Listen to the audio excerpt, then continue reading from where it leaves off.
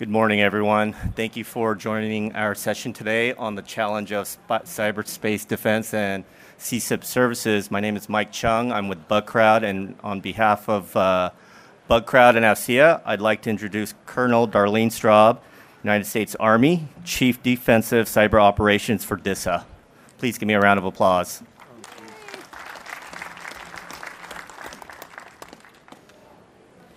Hi, good morning. I'm up here today with my branch chiefs, Mr. Paul Barbera and Mr. Darrell Fountain and Mr. Rob Mawhinney. We're each going to have a little part or whatever that we're going to talk about and kind of go over. Next slide. And next slide.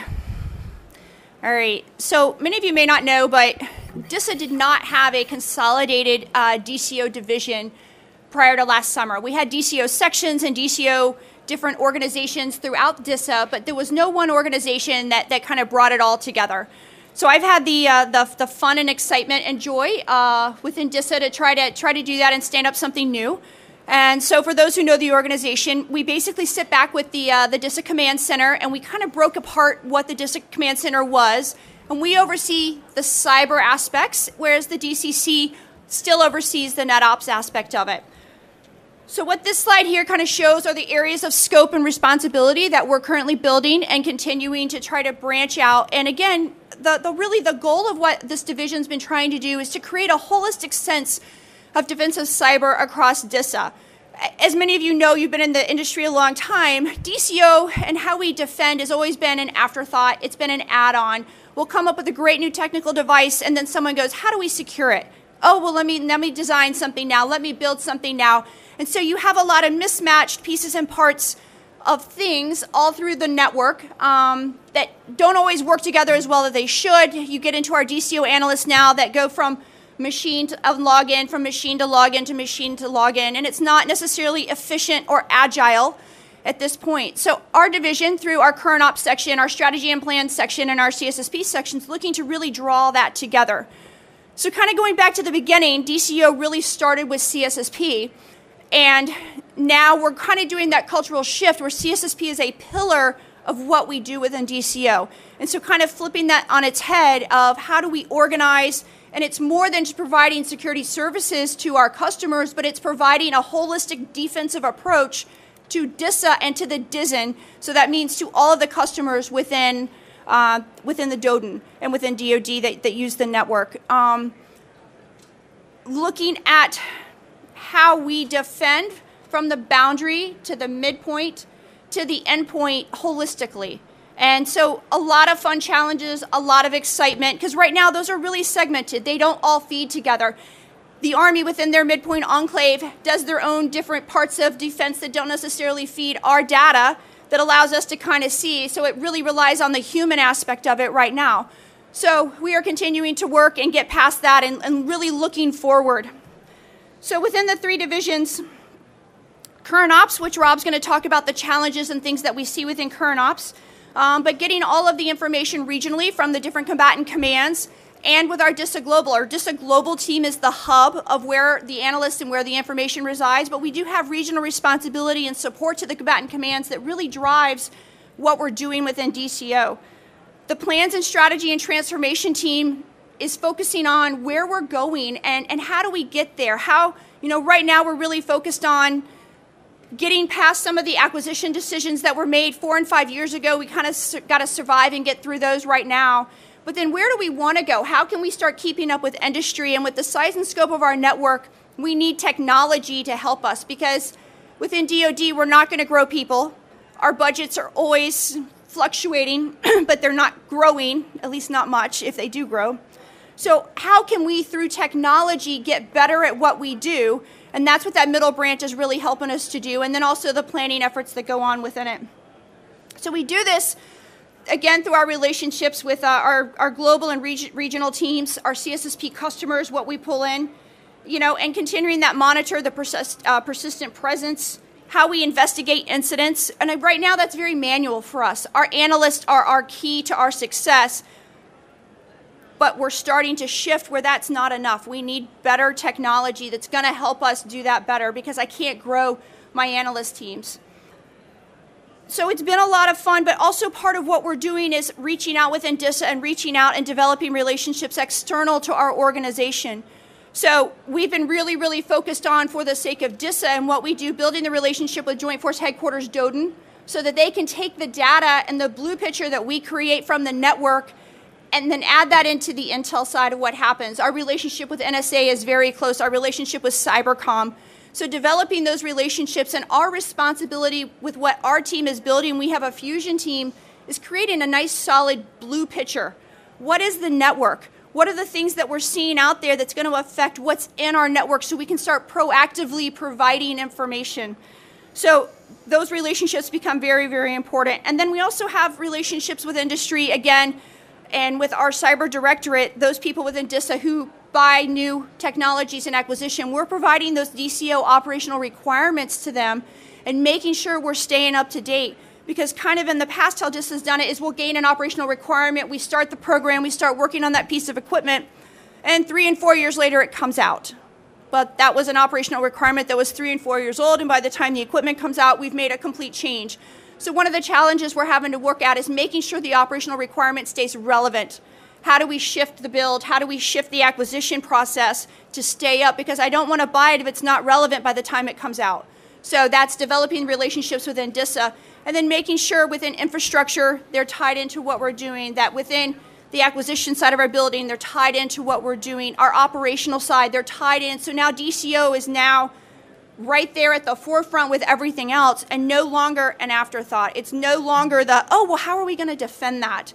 Right now we sit at the table and DCO is one of the prime voting members of everything we do within DISA. So it's been a lot of fun putting that into the organization.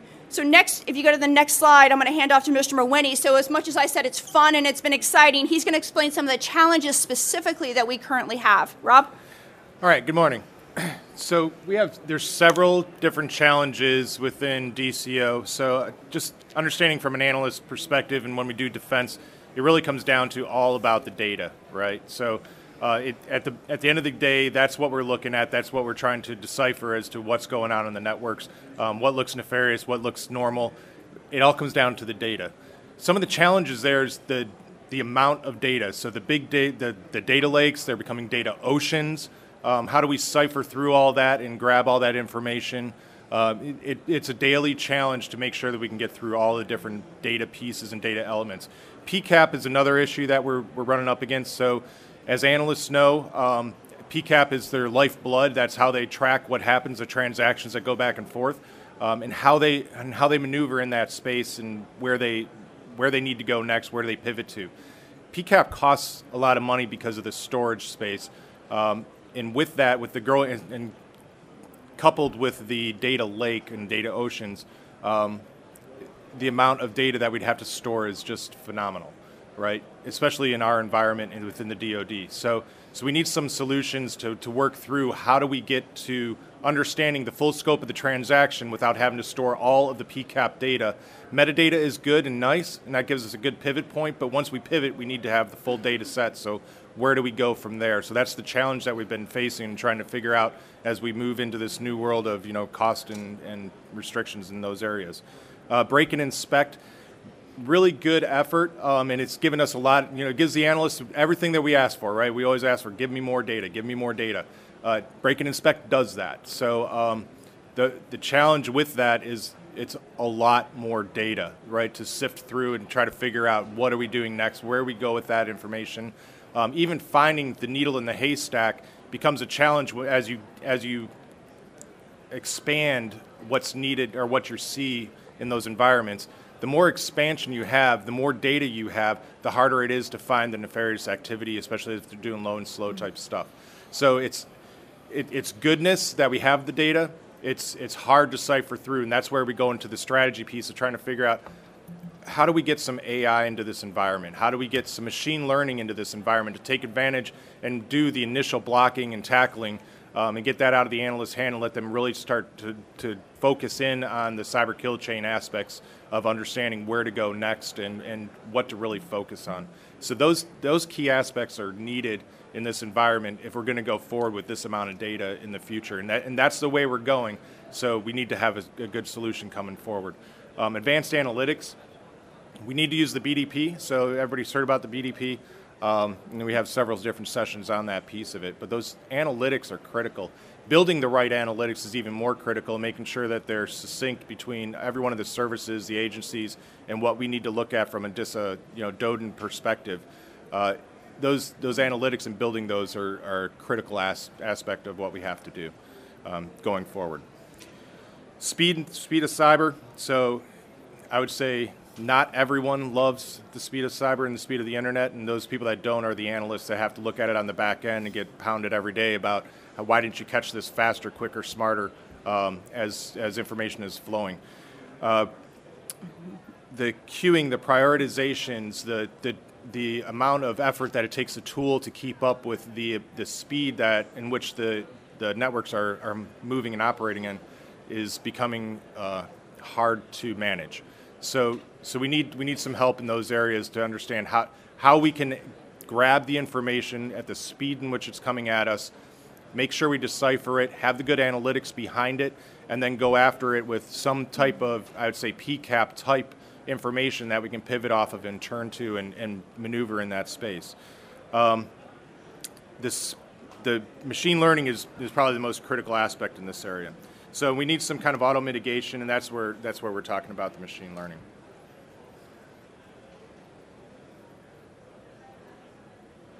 All right, so sorry, technical challenge with the slides.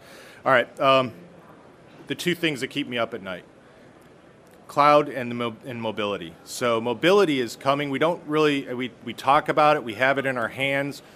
We use it all the time. I mean, I've got 2 in my pocket. I'll probably have 3 at some point in time during the day. This is going to be our endpoint solution here in a few years. I mean, follow the tea leaves. This is where we're going, right? So understanding how to defend that structure, how to defend that environment, how to get that data back into an environment that we, from a DODN perspective, can look holistically at what's going on in mobility and understand all the new different variants of what is happening, what looks normal, what looks abnormal. Those aspects are critical to us. We're not as focused on this effort as of right now, but it's coming in, I would say, less than a year that we're going to have to really start focusing on the mobility aspects. And that's the one that's going to bite us the quickest, because there's a lot of key features that are put into mobile phones, mobile technology that we don't really live with on a day-to-day basis with the network, right? As we operate it today. So we've got to understand those mobility structures and how that gets fed back in, where it gets fed back into. Is it back into the BDP, and then how do we separate mobility infrastructure from normal, everyday infrastructure that we have today, like JRSS and that type of information. The number of users going way up. So we know we've got this issue as it starts going up as we move from IPv4 into IPv6. There's a lot of tag-on issues that are coming at us with the mobility infrastructure. So we've just got to have a way to have some innovative thoughts on how do we bring back that information into our environment to be able to analyze. The cloud. So there's a whole cloud symposium going on right now. Cloud. We've been working cloud for 4 years on the defense side. Put out several memos. We just made one memo public. We made a guide public to talk about cybersecurity, incident handling, and how do we do that in this environment. All of this is a challenge as we lose direct access to the data, and we offload that into somebody else's environment. How do we then bring that information back into our environment where we're not paying by the drink of the information that we're pulling back? How do we bring that back and analyze that information and do with it what we need to do from a DoD perspective? Those are huge challenges that we're trying to tackle on a daily basis, and we've been doing it for 4 years. But I would challenge that we haven't really figured this thing out as far as defense yet. I know they're doing it in the commercial side, onesie-twosie type situation, but we need to figure out holistically when we pull all service providers together and have all that data together with all of our environment, how do we then get access to that data? So that's one of the biggest challenges. This is the one that really, no kidding, keeps me up at night. I know it's coming. It's not an if, it's a when somebody gets whacked out there in the commercial world. We're going to have to figure out how do we then defend that data, and what's a better way to do it than how we're doing it today. So we're trying to treat cloud like the old environment that we live in with the infrastructure we have behind it, and it doesn't work. It's not the same environment. So we need to have some innovative thoughts on how do we get out of this rut? How do we manage and defend differently in the cloud than we do in the traditional environment, but still keeping to our standards and our policies of how do we do incident handling, true incident handling through the policies, bring that situational awareness up, and have it dode and wide across the environment. So a huge challenge as we move forward.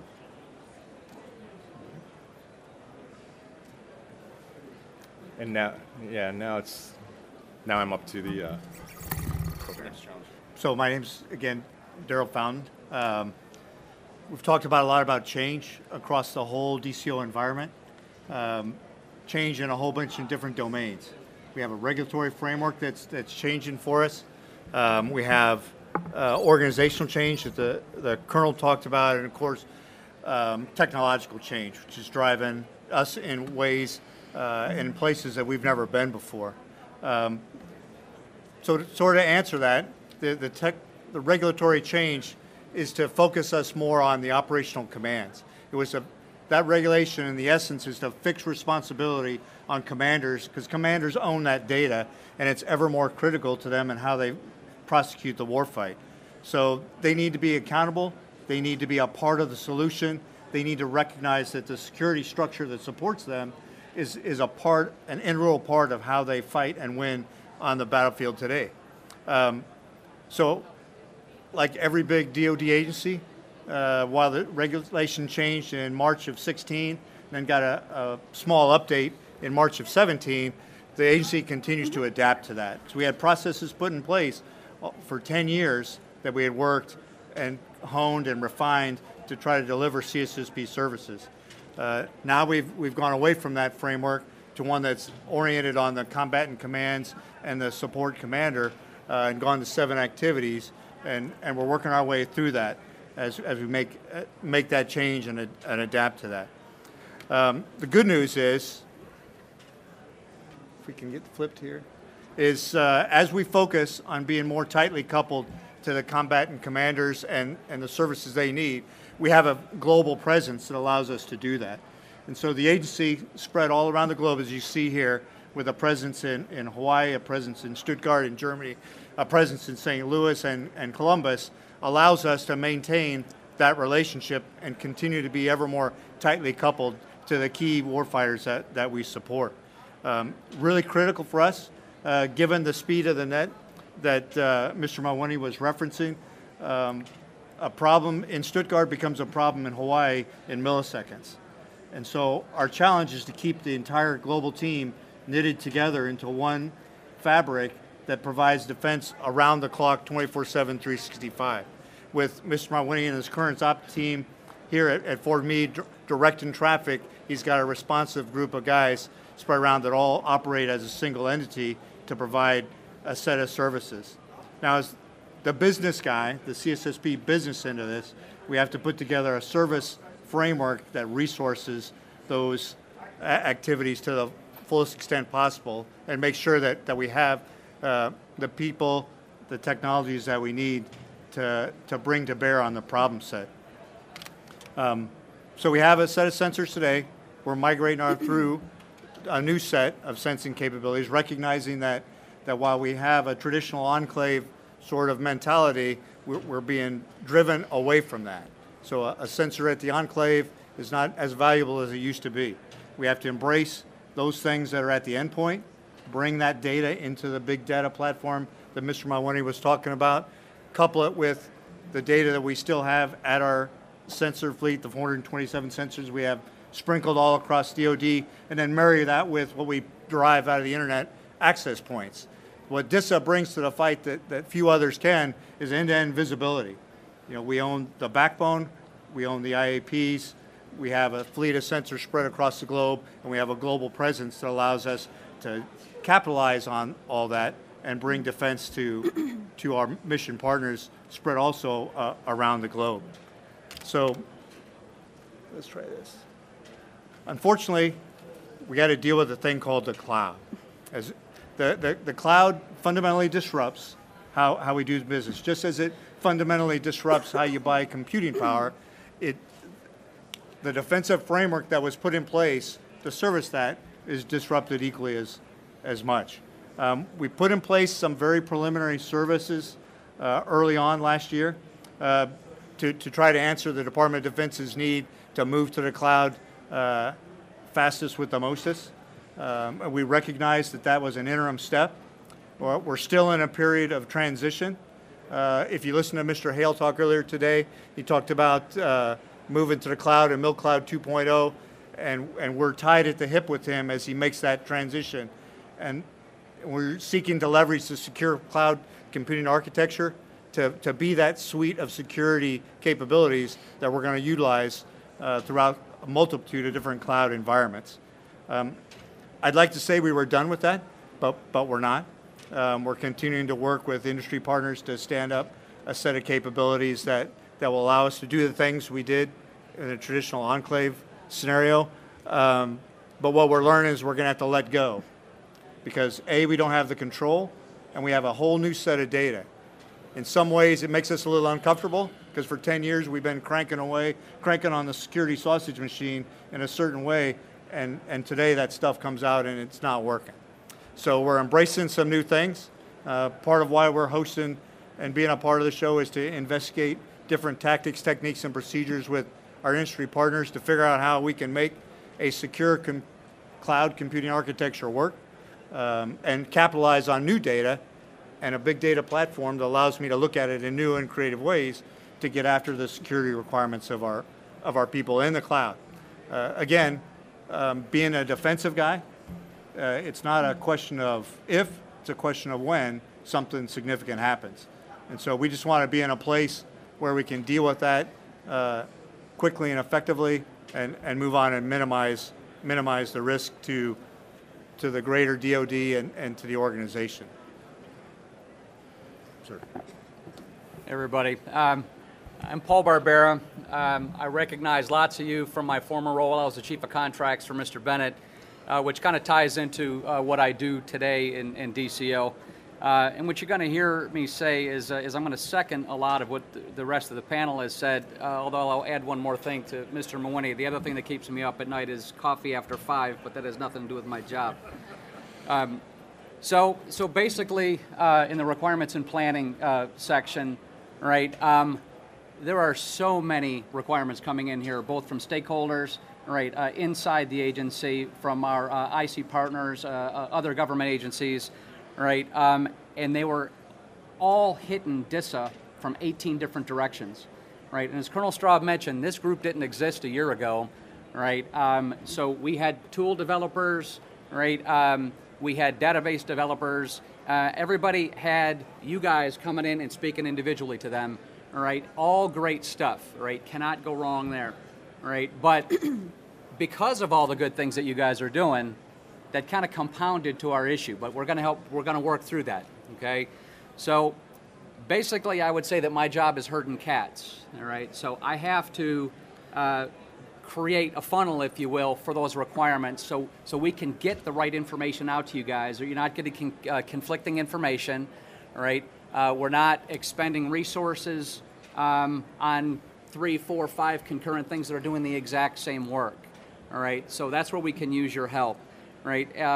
So now something we're trying to work through right now, as Colonel Straub mentioned early on, right, is today we are living with acquisition decisions that were made 3 years ago, right? And I can tell you from my former role, right, as the Chief of Procurement in acquisitions here for Mr. Bennett, right, acquisition is hard, guys. You guys know this. It takes forever to get in the door. It takes forever to get a contract let. It takes forever to get work added to that contract, right? Which is kind of a good thing that I guess I am in this position because I understand that. So I can help get those things moving.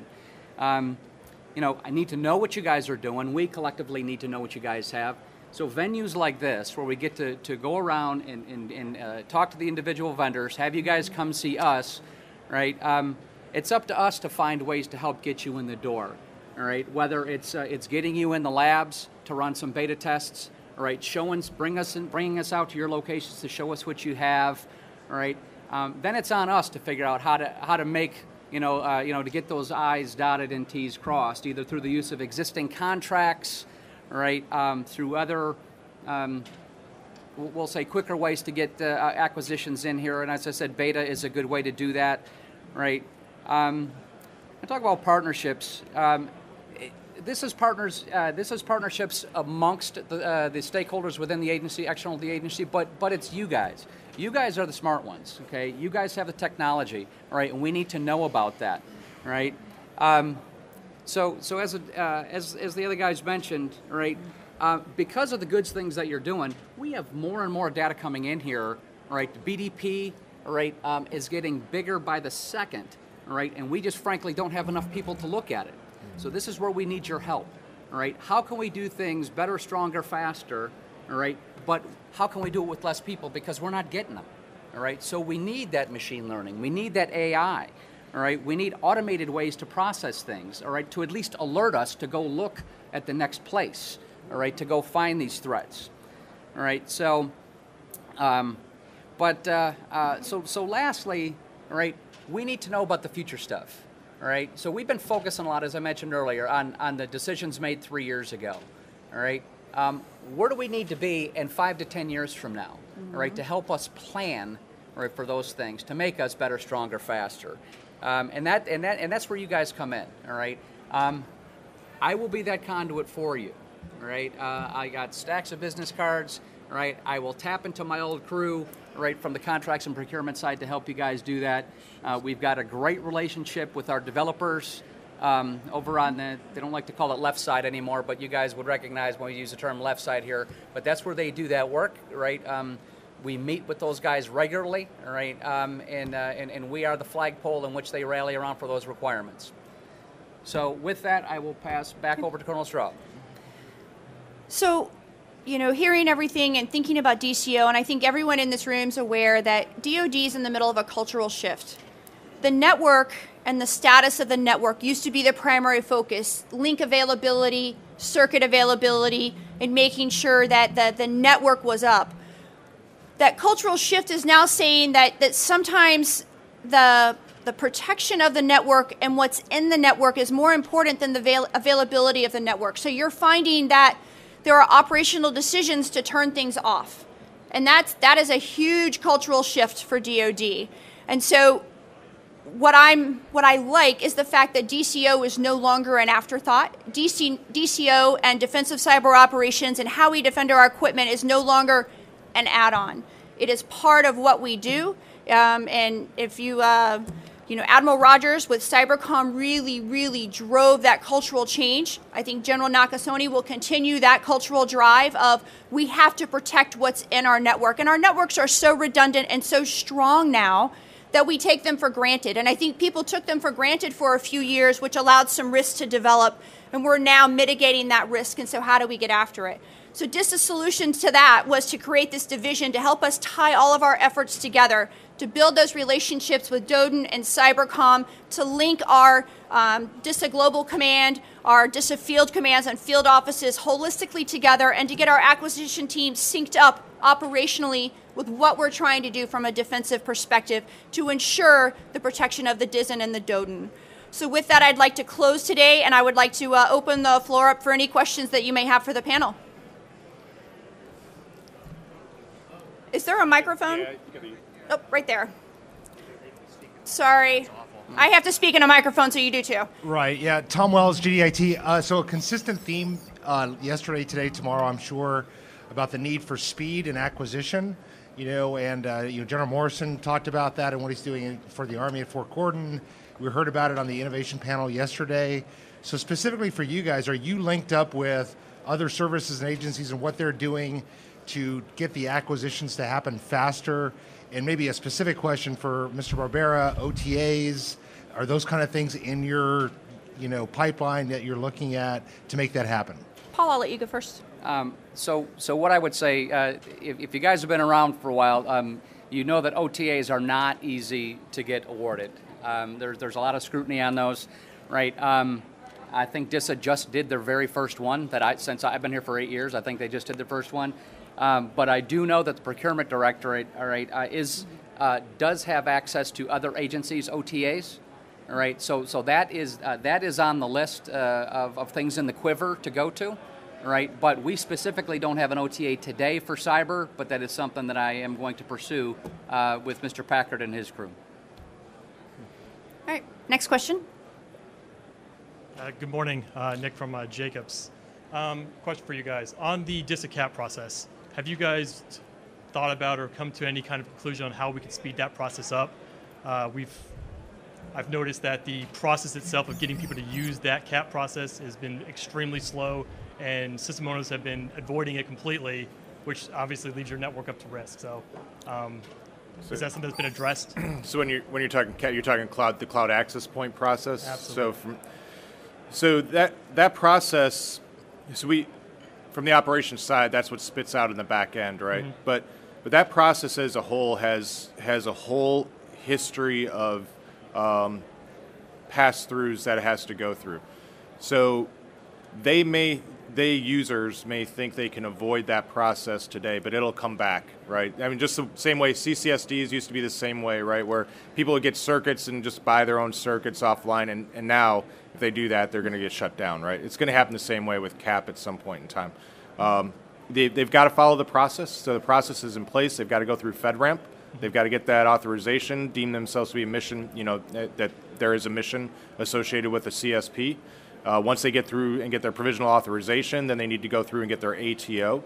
Once they have their ATO and are ready to connect, they have to register everything within SNAP. This is the challenge right now. It's the registration. It's not really going through the CAP process. It's the registration in SNAP that's causing us an issue right now, is that people aren't registering in that environment. Again, that full circle. This has happened to us before, and we'll fix it again once we get everything kind of shored up. But I don't know how. Not that we aren't looking at other ways to speed things up, because we are, as a whole, throughout the entirety of the process, from RMF all the way through to the SNAP registration, to getting them online and allowing that connection.